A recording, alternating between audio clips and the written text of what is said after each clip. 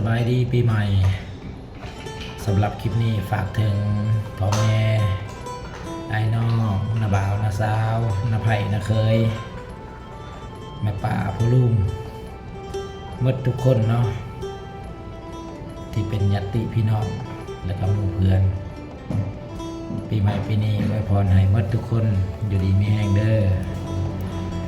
ขอโทษที่บ่ได้เมื่อสมุทรสมาแต่กสิอวยพรผ่านวิดีโอนี้เนาะขอให้ทุกคนสุขภาพแข็งแรงเจริญรุ่งเรือง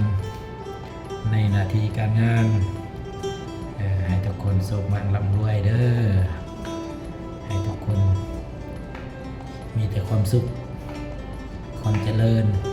ความหังมีเป็นดีความพาสุขให้ทุกคนหักแพงกัน